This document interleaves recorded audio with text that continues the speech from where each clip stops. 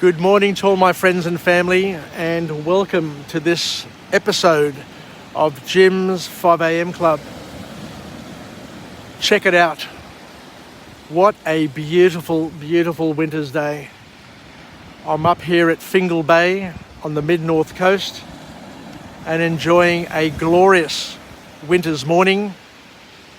Not a cloud in the sky, not a person to be seen anywhere. And this solitude is just so empowering and so beautiful. I thought I'd do a live video. I tried a couple of times this morning to get the sunrise, but I didn't have a good internet connection, and it dropped out a few times. So this is probably the first opportunity that I have to broadcast a live video to my friends and family.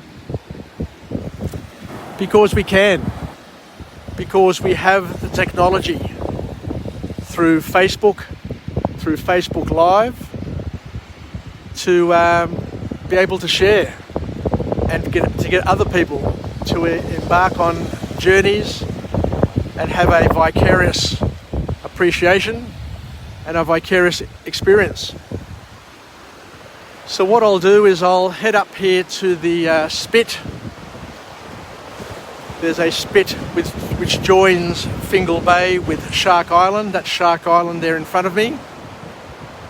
But what happened is last year, during the big storms, the big winter storms last year, a lot of the sand that we had here was washed away, and the sandbar, even though it's low tide now, is covered with swirling water at low tide, and on their return, the water is swirling across the sandbars. They try and swim across there or try and walk across and get washed between the two massive bodies of water.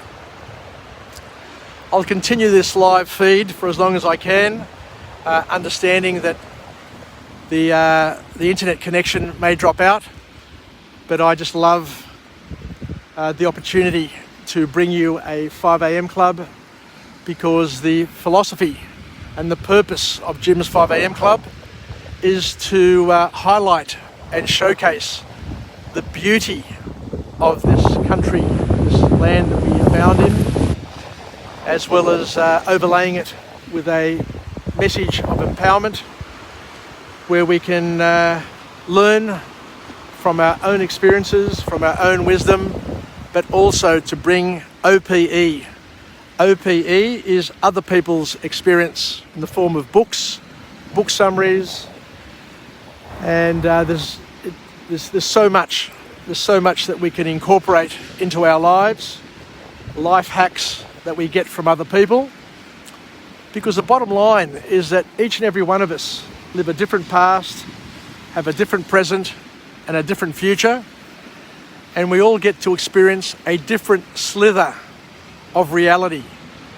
No one person, no group of people have a vision of true reality, but we all have a slither. And by working together, by partnering in each other's growth and development, we can help shape each other's lives and be the wind beneath our wings to help us grow and develop and get through the challenges. Each and every one of us have challenges.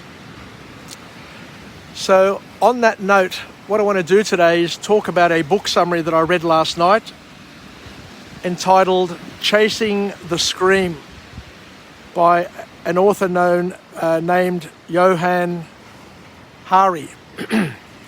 And it's an interesting book. I can see some dolphins out there. I'm just swimming about a couple of 100 metres offshore. I wonder if they'll come in nice and close. But the book here is entitled Chasing the Scream, and it's pretty deep, and I guess something that I guess we all need to talk about at some point in time.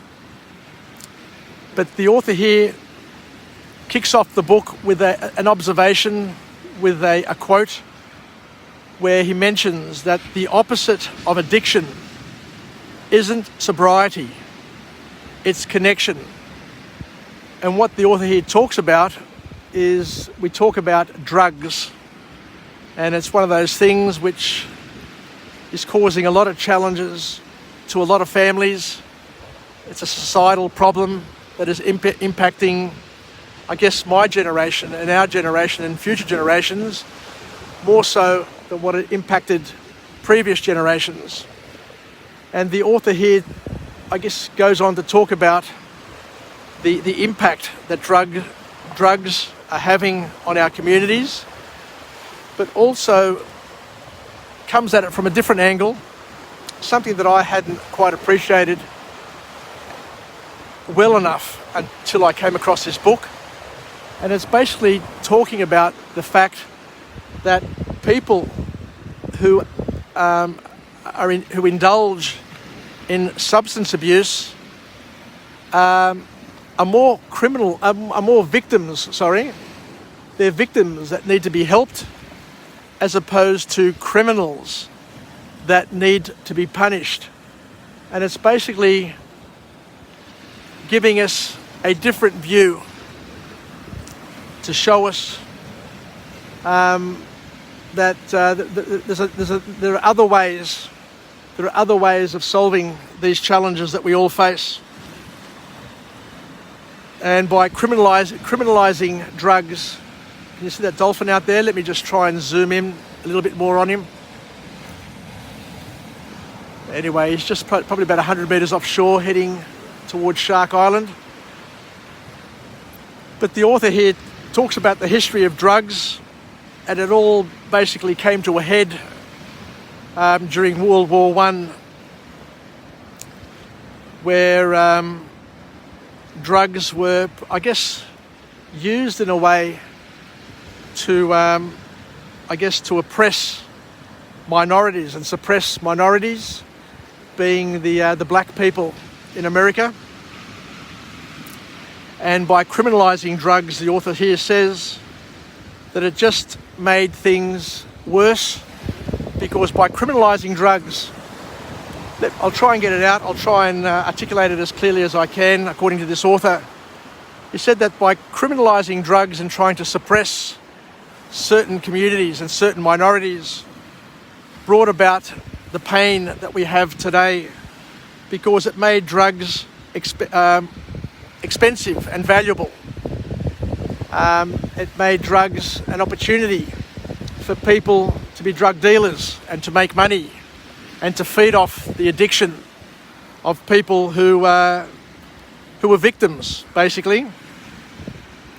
Because what happens, according to the author, is that once you ban something, once you criminalise something, it doesn't make it go away, because people will always find ways to get what they value, even if it's done illegally. So people, once they're hooked on drugs, and I've had people that I know close to me that have had issues with drugs, have been drug addicts.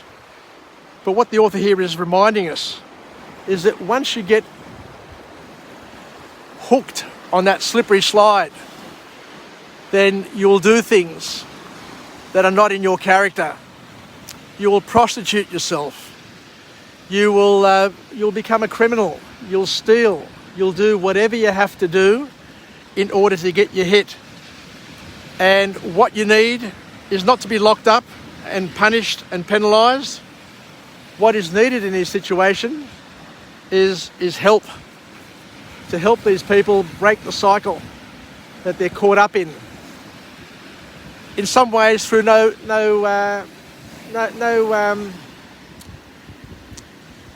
fault of their own, because shit does happen, and we've seen it, as I said, in our families over the years, that people get addicted to substance abuse, which leads to problems in their lives, to the lives of the people that they live with, the people that they work with, and it just goes on, and it's a vicious cycle. Because as we said, people will do whatever they need to do to get their hit, to get their fix, even if it means becoming strippers, even if it means becoming prostitutes, even if it means becoming drug dealers themselves, even if it means stealing from their friends, their parents, or from whatever they need to do in order to get that immediate hit.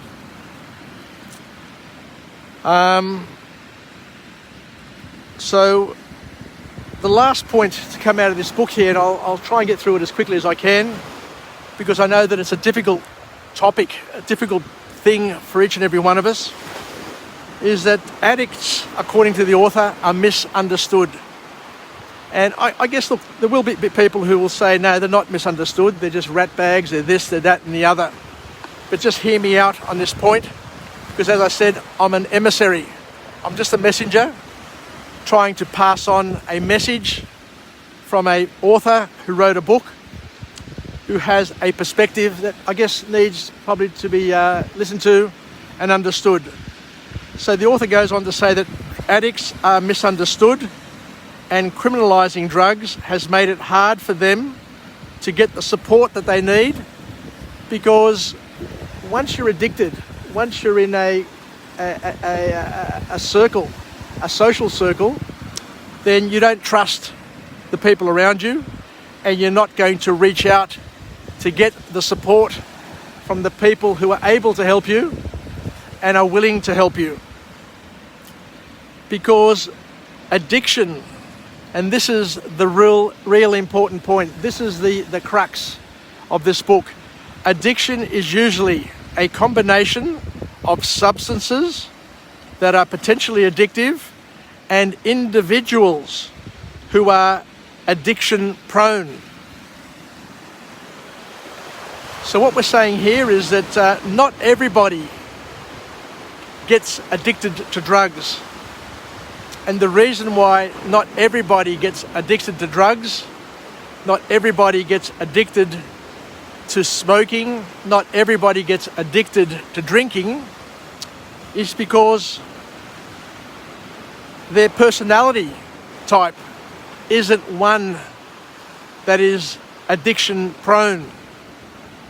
So what we're saying is that there are some people who have a personality type, who have a weakness, and I don't know what causes that weakness or what causes that personality type, but are susceptible.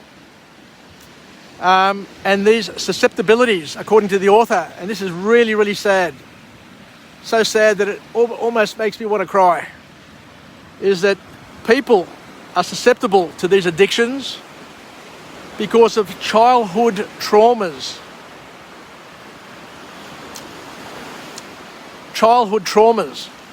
So the problems that their parents, that their teachers, that society, that their friends, their family, their bullying, all of these sort of things, childhood traumas, according to this author, has a big impact and can lead people to addictions later on in life. So the author here says that 2/3, according to statistics, 2/3 of drug users are abused, come from an abusive sort of childhood or an abusive sort of relationship or an abusive sort of environment, or have been impacted by the death of a parent, knowing very well that a death of a parent can happen physically. So a parent can die physically, as in really die, or a death of a parent can come through divorce, through broken family, or through some other sort of relationship breakup. So as adults, as grandparents, as parents, as friends, as family, as members of communities, I guess we need to be aware that a lot of these traumas that children have during their developing years may end up leading some of them to drug addiction through doing things which are not in their character, i.e. becoming prostitutes, becoming strippers, becoming criminals, becoming bullies, becoming thieves, because of their hit, that they want to get their hit. So locking these people up and treating these people badly, according to this author, isn't the answer, because these people are in fact victims. They're the victims, they're not the criminals. So the author goes on to say that maybe drugs need to be decriminalised, and we need to be honest about drug history and to know that the people need to be helped because they are humans. These people are humans, and we need to help these people and not to punish them, not to make it worse for them. So here we go. How's it going, lads? What I've got here is I've got a group of fishermen who have come down here.